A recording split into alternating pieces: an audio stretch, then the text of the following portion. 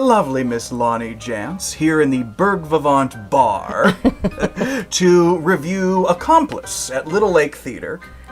I enjoyed it so much. I was amazed because I knew nothing about this play, nothing about the playwright, Rupert Holmes, and I didn't have any idea what to expect other than what I had read in advance.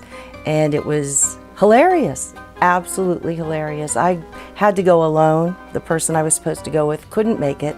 I've never gone to the theater alone and sat and laughed so uproariously. The actors were terrific, and I can't say too much about the play simply because there are so many twists and turns and character changes, and it starts out like many typical British farcical comedies.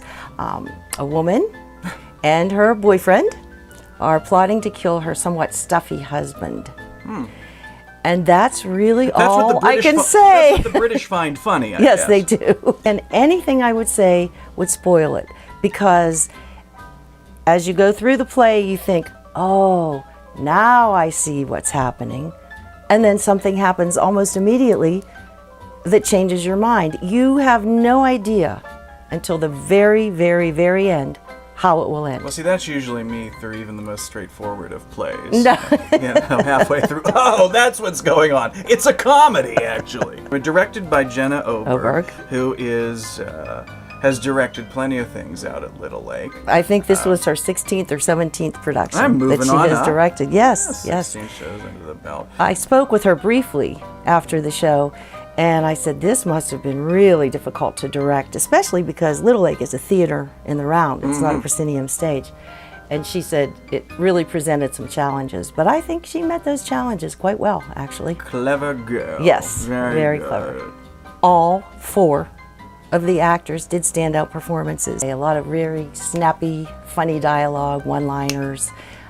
My favorite, I think, was when the one man was saying, as he was growing up and learning how to drink, his father approached him one day and said, "You must be drunk." And his response was, "So I've been following his advice ever since."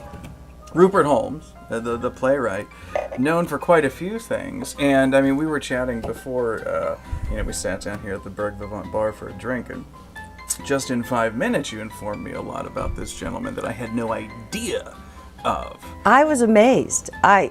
He's so prolific in so many different fields. He cut several albums in the 70s. His first hit, he was only 24 years old, was Timothy. But what we probably most know him for is the Pina Colada song. Get out of That's here. Rupert Holmes. Wrote if you like pina coladas. Yeah, I'm going to look that up. I did. Well, he's a novelist. He's written 4 novels or so. He's also the playwright that wrote The Mystery of Edwin Drood, which won That is correct. 5 or 6 Tonys in 1986, and by the way, I saw it in New York that year. And that's what I was going to ask you. So can you, now having seen Edwin Drood and seen Accomplice at Little Lake, can you kind of see that there's maybe a style, there's some similarities? Yeah, the tone of it. So in other words, if you liked Edwin Drood, you'll love Accomplice. Yes. And leave it to the British once again to make murder hysterical. Well, an Accomplice won the Drama-Logue Award for Best Play one year, and it also won, oh, help me with this, the Edgar Award, which is kind of the Oscar of crime theater.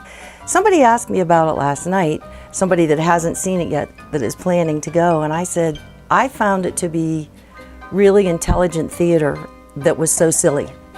That's good. And you know what? I think if you can pull off that combination today and get people laughing for a reasonable price, that's what it's all about. Absolutely. I would. I think I'm going to see it again.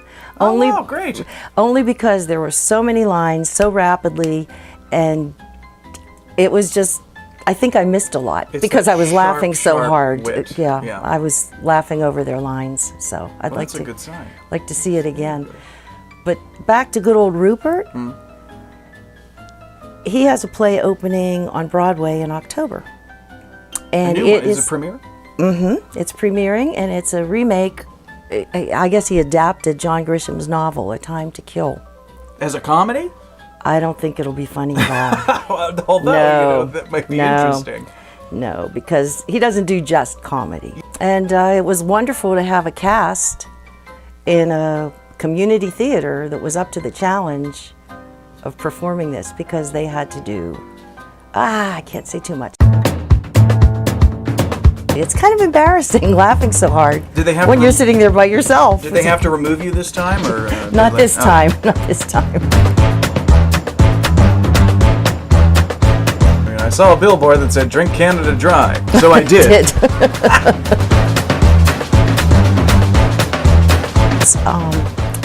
He was born in England, actually, and that probably explains the name Rupert. But his father was American. There's Americans named Rupert. That sounds really British to me. Rupert. But when you say it like that, yes, it does sound British. And Edwin Drood now, by the way, is Drood. They've changed the name. It's, I guess, like Cher, Madonna, right? Drood. Gotcha. Annette, Lonnie, the whole thing. Annette who? Funicello. Well, I know her as Annette Funicello. No, she's Annette.